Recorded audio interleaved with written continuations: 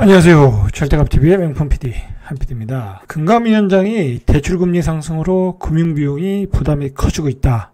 리스크를 철저히 대비해라. 자, 이렇게 이야기했고, 자, 어저께는 한국은행 총재가 빅스텝을 하면서 시장에 대한 경고를 했고, 특히 부동산 시장은 큰 고통이 올 수 있다라고 경고를 했어요. 자, 이 이야기의 배경은 뭐냐면 물가 상승이 계속 지속될 수 있다라는 거예요. 여러분, 물가가 상승하면 내가 벌고 있는 소득도 같이 올라가야 되는데 우리 월급은 안 올라가잖아요. 자, 그러면 결국 우리 소득이 감소가 되어 있어. 거기다 우리가 받은 대출 이자, 원금은 더 올라가고 있어요. 굉장히 고통스러운 상황으로 가고 있다라고 보셔야 되겠죠.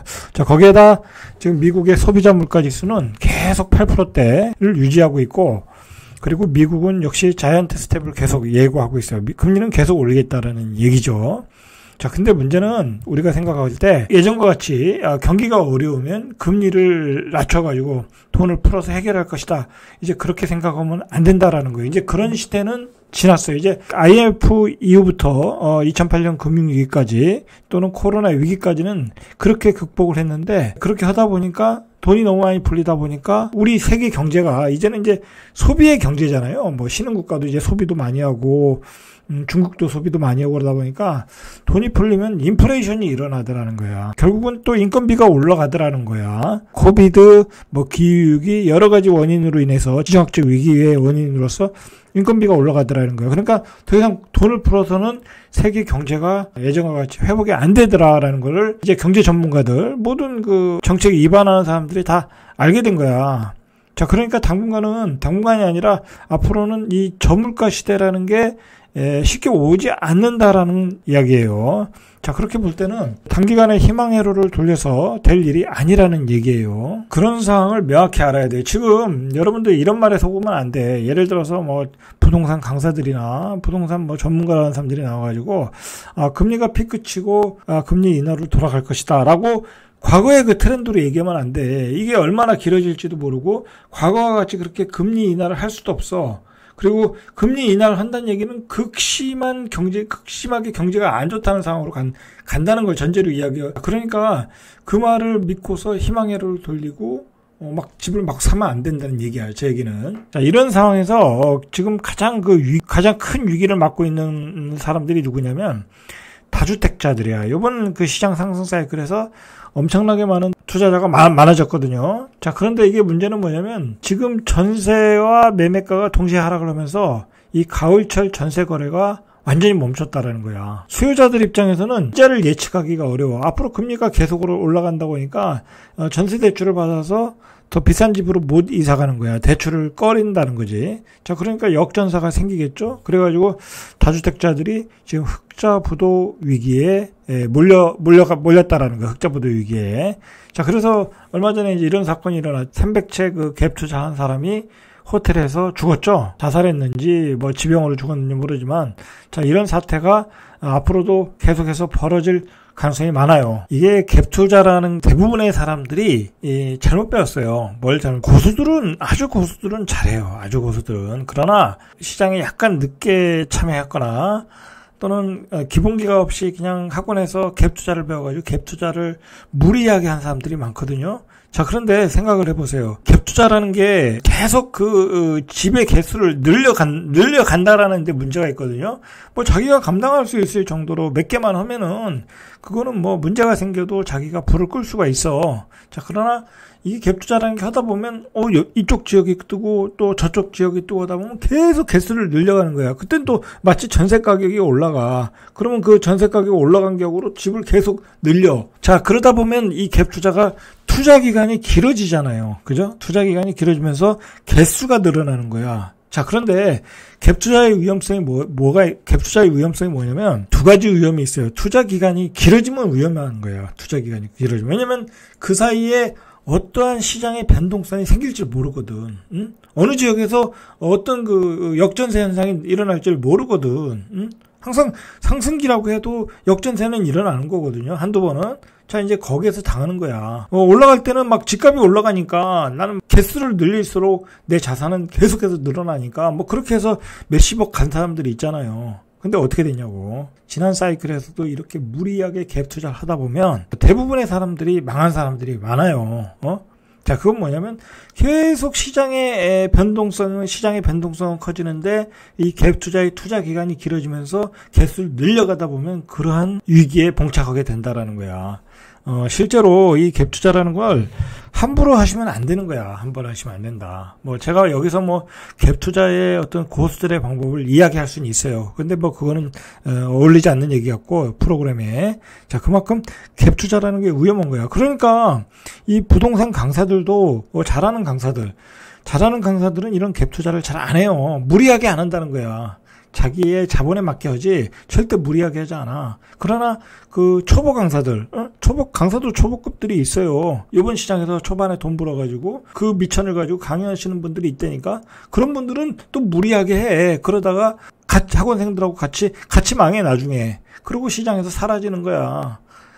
요번 사이클에도 그런 사람들이 많이 나타날 가능성이 많아요, 지금. 참, 이게 또 웃기는 게 뭐냐면, 이 갭 투자 하시는 분들이 자기는 또 그렇게 갭 투자를 안 하면서 학원 수강생들한테는 그렇게 또 갭 투자를 하라고 그래. 무리하게 투자하지 말아라. 그런 얘기 하지도 않아. 그냥 이 지역에 갭 투자하기 좋다. 그런 식으로 해서 계속 학원생들이 개수를 늘리게끔 만든다니까.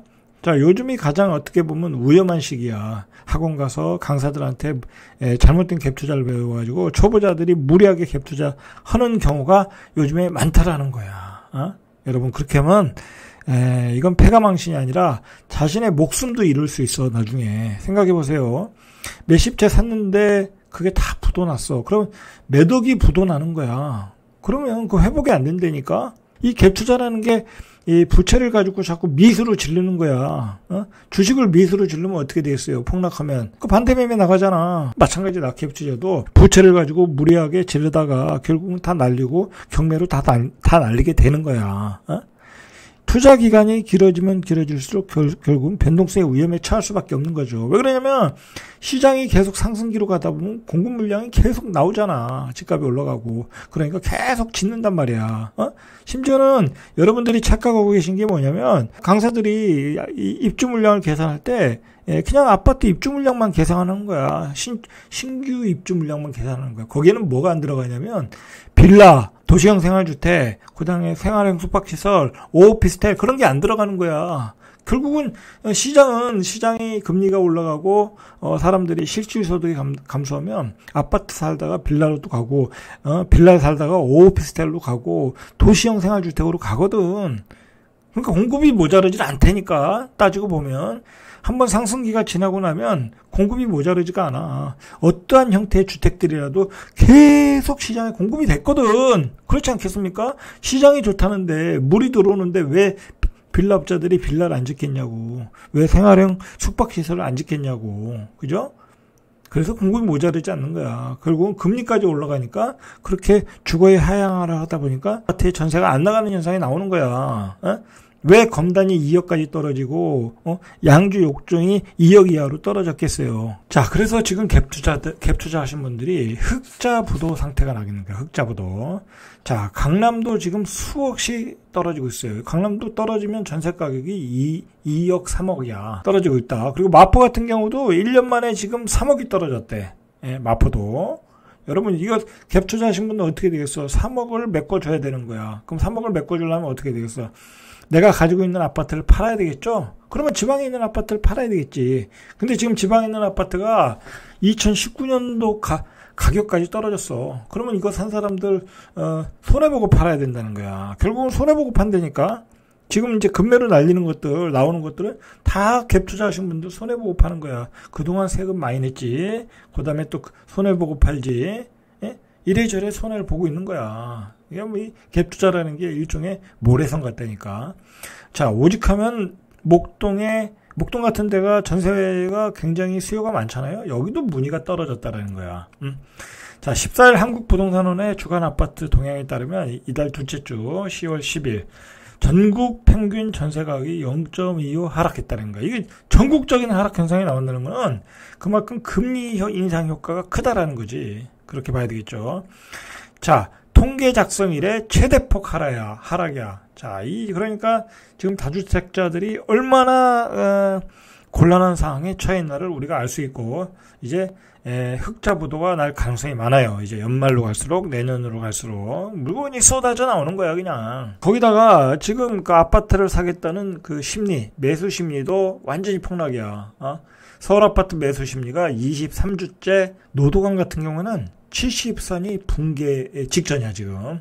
여러분, 지금 세종이 아무리 폭락해도, 대구가 아무리 폭락해도 70선이 안 깨졌거든요. 근데 노도강은 70선이 붕괴가 됐다라는 거야.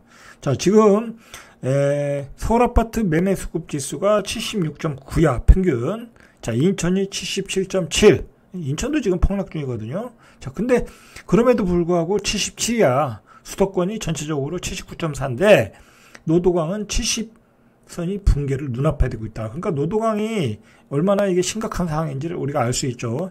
여기에 바로 2030 무대기로 들어간대야. 노도강에 있는 동북권이 지난주 71. 자, 바로 70선이 붕괴 직전에 있다는 거야. 자, 그 다음에 마포, 은평, 서대문구도 71.7. 자, 이렇게 서울에서 가격이 좀 저렴한 지역들, 자, 이런 지역들이 결국은 이게 매수 기반이 약하거든. 이런 데는, 자, 용산, 종로구 있는 도시권도 70.8.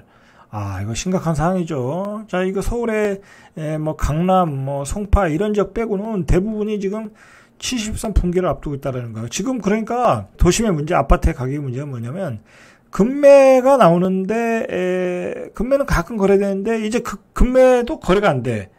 그 금매도 거래가 안 돼. 그런 상황으로 가고 있다라는 거야. 그 금매도 거래가 안 된다는 거야. 이렇게 되면은, 이제 대구와 세종의 절차를, 이제 서울이 겪을 수 있다라는 거예요. 지금까지 제가 얘기하는 거는 경기도 본격적으로 폭락하면 규제 완화를 해줄 거라고 저는 예상을 하고 있거든요.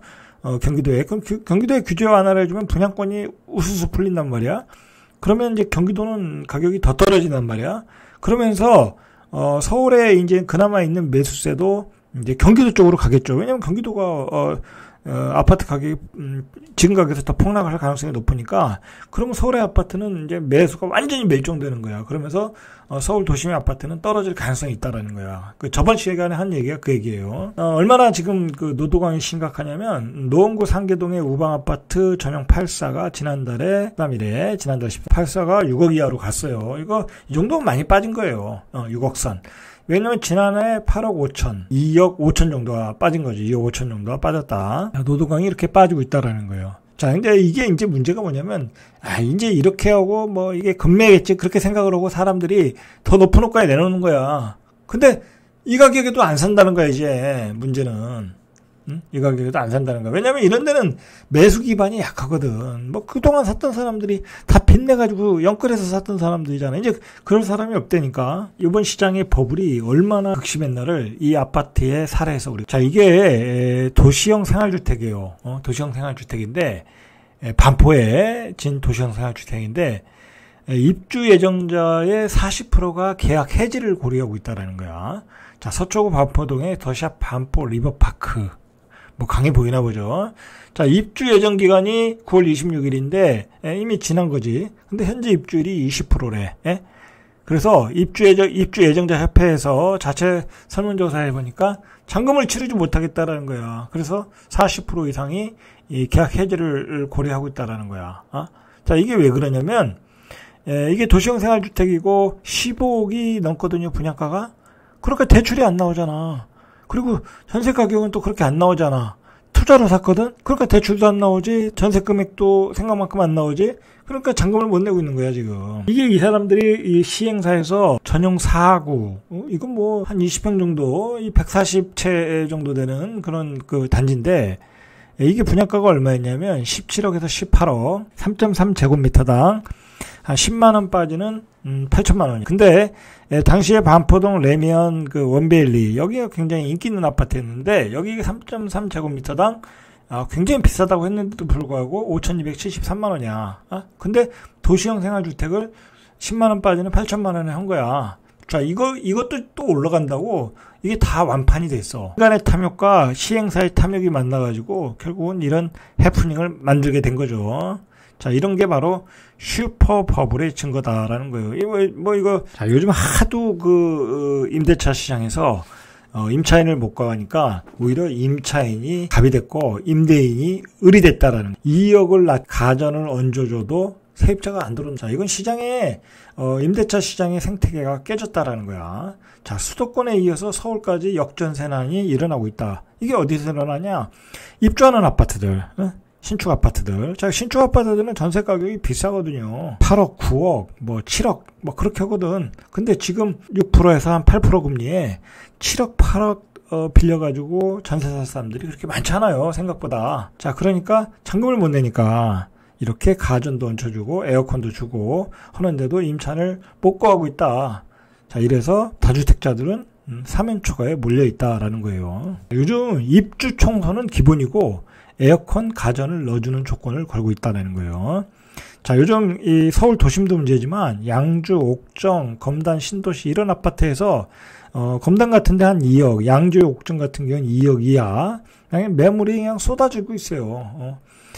특히 검단 같은 데 보면 사실 실수요자가 받은 게 별로 없는 거야. 자, 우리가 여기에서 한번 생각해야 될 게 검단에서 그 분양한 아파트의 입주 물량의 뭐 60% 이상의 그 전세로 나온다는 게 말이 됩니까, 그게?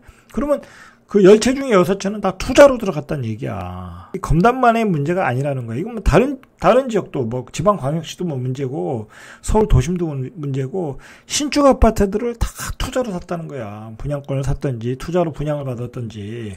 이 얘기는 뭐예요? 집이 모자라진 않다는 거야. 그리고 자기 돈도 없이 다 분양을 받았다라는 거야. 결국 어떻게 됐어요? 전세값이 안 받쳐주면 다 금매로 나올 수밖에 없죠. 그러니까 기다리면 싸게 살 수 있다니까. 기다리면 최대한 싸게 살 수 있다니까. 급할 이유가 없다니까 지금. 자, 이게 또 문제가 뭐냐면 부동산 강사들이 올해 내년 경기도하고 서울 도심에 입주 물량이 모자란다고 해서 올해 전세 가격이 8월에 폭등한다고 그랬거든. 자, 그 예상을 가지고 다주택자들이 집을 많이 샀어요. 문제는 그게 예상대로 안 됐다라는 거지. 안 됐다라는 거야. 여러분이 믿었던 그 전문가 부동산 강사들의 말이 안 맞았다라는 얘기야. 자, 그래서 더 심각해지는 거야. 왜냐면 그 사람들 믿고 엄청나게 갭 투자했거든. 응?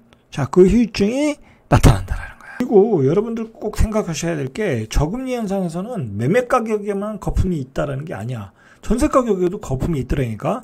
자, 보세요. 양주 옥정의 이 편한 세상 더 퍼스트가 84가 전용면적 84가 지난해 9월 전세 가격이 여기가 4억 2천이었대. 예? 근데 올해는 2억 2천이래. 이게 말이 됩니까, 이게? 4억 2천이면 이거 분양가가 얼마나 있겠어요? 그럼 분양가가 다 거의 육박했다라는 거잖아. 예? 거기에도 분명히 거품이 있었다라는 거야. 왜냐면 저금리니까 뭐 좀 더 새 집에 살지. 뭐 이제 사람들이 생활을 그렇게 집을 얻었다는 거야. 그런 데서 전세 거품이 발생했고 이제는 금리가 올라가니까 실질 소득이 감소되고 그러니까 전세를 낮춰서 갈 수밖에 없겠죠. 그러니까 전세 가격이 폭락하는 거야. 고금리로 인해서 전세 수요가 깨졌다라는 거지. 전세에도 거품이 있었다라는 게 중요한 거고 그 거품이 제거된다고 할 때 매매 가격에 급격한 제거될 것이라고 우리가 예상할 수도 있다라는 얘기예요. 자, 일단 이제 조심해야 될 곳이 어디냐면 양주시, 화성시, 평택시. 자, 이런 데가 입주 물량이 굉장히 많다고 그래요. 양주시와 화성시는 각각 13,972가구, 13,304가구. 자, 이런 지역 조심해야 돼요. 평택시도 9,660가구. 그리고 수원, 인천 입주 물량이 많다. 자, 이런 지역들 경기도는 그러니까 다 무너지는 거야. 제가 보니까 경기도는 주변이 다 무너진다고 보시면 돼. 양주, 화성, 평택, 수원, 인천 여기가 입주 물량이면 다 무너지는 거지. 자, 경기도가 무너지면 서울 도심도 무너진다. 결국 무너지는 시기에 정부는 규제 완화할 가능성이 높다라고 보시면 돼요. 자, 이게 또 문제가 뭐냐면 지금 이제 경제학자들이나 금융계에 있는 사람들이 걱정하는 게 뭐냐면 이 경기 침체가 되면 경기 침체 상황에서 쉽게 벗어날 수가 없다라는 거야. 근데 물가는 안 떨어진다는 거야. 그런 얘기는 뭐예요? 그게 스태그플레이션이잖아요. 그래서 그게 스태그플레이션이야.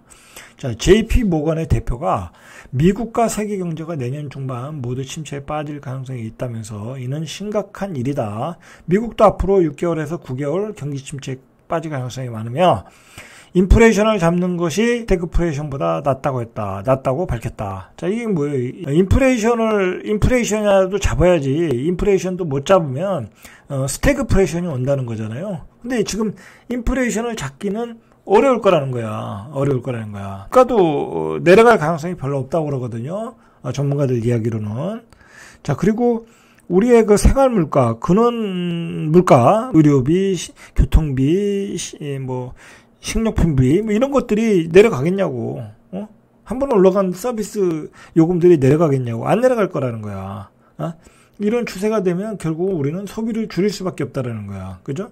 소비는 줄일 수밖에 없다. 가격은 계속 올라가고, 그러니까 자산 가격은 떨어지겠죠? 자, 이렇게 잃어버린 5년, 10년으로 간다라고 생각할 때는, 이건 다주택자들은 골로 가는 거야. 이렇게 되면.